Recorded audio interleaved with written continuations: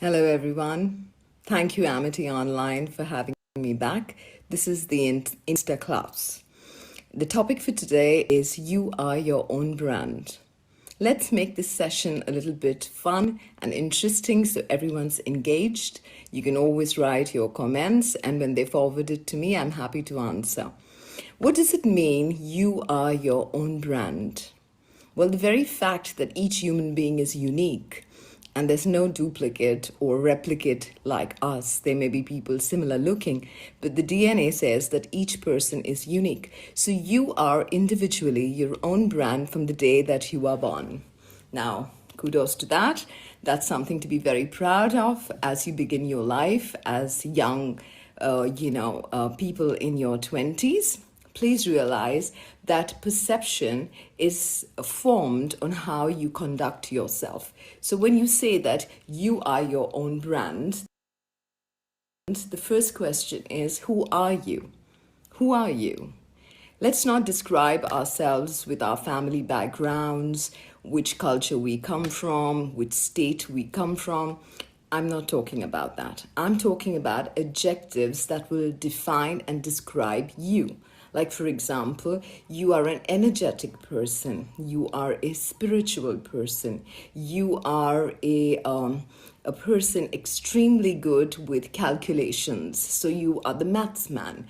So let's define attentiveness or focus driven or goal driven. These are the adjectives that define you. So that's the first part. Secondly, we need to keep in mind that we, as our own individual brand, have been adding value ever since we were born. We were adding value to our families, to our siblings, friends, neighborhood, uncles, aunties, and so on and so forth. When we went to school, we were the baton carriers of either being the front bencher or the back bencher. Then now in university, we are the people who always want to help people, or do we keep our notes to ourselves? So you are actually building your brand daily by the way you conduct yourself. So that's the first thing to keep in mind. Who are you?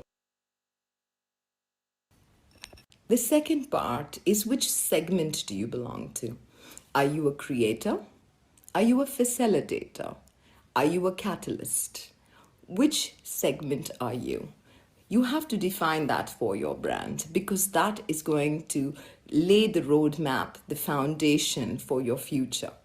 So if you are a creator, then you are the person always setting up groups, bringing people together, thinking up new ideas. If you're a leader, then you take those ideas and you make it successful groups. Today you'll do it in college, tomorrow you will do it in your work, and you will continue doing it in your life, benefiting both the work front as well as society. And if you're a catalyst, then you're the person that ensures that you get one person to get talking to the other, and you're a part of transition. So the second is, which segment you belong to. Now we come to the third part. What's your purpose? And I hope that all of you right now are not thinking about a big bank balance, because that's eventually going to happen if you add value. Do you have a eureka idea that is going to benefit society and life? Then that's purpose. Are you a person who wants to eradicate, conflict from the world? That's purpose. Are you someone that wants to advocate a social cause? Then that's purpose. You've got to define what's your purpose of your brand. The fourth part is goal setting. Every brand has to be measured at the end for its performance. The same thing with you for your own individual brand. What are your short-term goals, your mid-term goals, your long-term goals? Are you adding learning to the part of your, goal setting? And you must keep a to-do, so that you can go back and measure how much of progress have you done on the list that you have created and be accountable for it. So if you want this brand to succeed, this brand has to be measured for its performance. So now we come to the last part. The last part is presentation and marketing. How do you dress? Do you dress without caring about what people are going to say about you? Or do you dress to fit the role that you are in? It's like, to give a very simple example, you will never go with Bermudas to a wedding. Why? Because there is a dress code. Similarly, you will take effort when you get dressed for work, not because you are brand conscious or you are trying to match up with the person who is from the same bracket, or your peers or your juniors or your seniors. It is strictly for yourself. It's a feel good factor. I will give you a tip of what I do. Even though we are going through COVID for the last 14, 15 months, whenever I get on a call, I dress up because it makes me feel good. So the way you dress, the way you present yourself shows that you take your job seriously, shows that your brand is well dressed, your brand is presented well. Secondly, how do you communicate with people? Is your communication driven with authority? Is your communication driven with empathy? Is your communication driven with an openness so that people can come to you and talk about just about everything? Very important characteristic to become a leader someday. It needs to start now. It reflects strength from within, not insecurity. When you react, it represents insecurity. When you listen and respond, it represents security. So there's a difference between insecurity and security, to keep that in mind. Then the next thing is that over the years, the friendships that you have built, the colleagues that you will work with, people will forget what you have said and done in life with them, but they will never forget how you made them feel.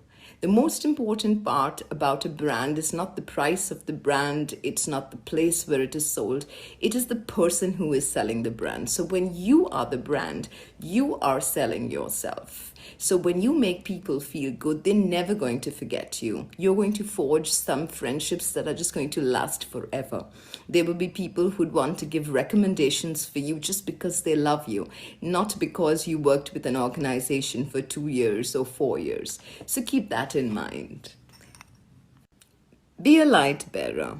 Be that person in your group that talks about positive stuff. Why? It is very important. The first thoughts that come to you in the morning are the thoughts that build you up.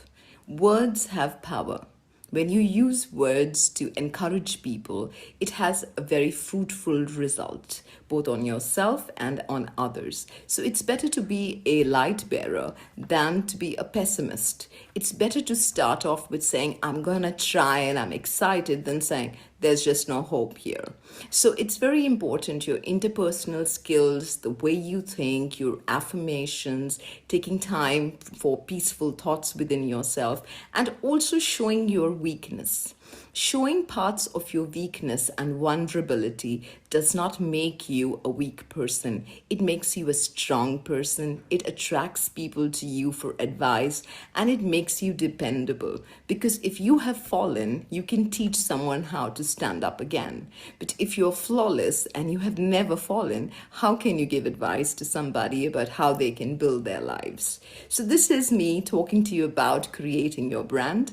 I hope you do justice to your brand every day. I hope you love your brand every day. And when you put those vibes out there, people are definitely going to love you back. So this is Anne De Silva. I'm a published author of the Sand and Sea series. My books are on Amazon. It's not about personal development. It's about travelogues and spirituality, which is also something that makes us great people to feel strong from inside as well as outside. So I hope you read my books. Thank you so much, Amity Online.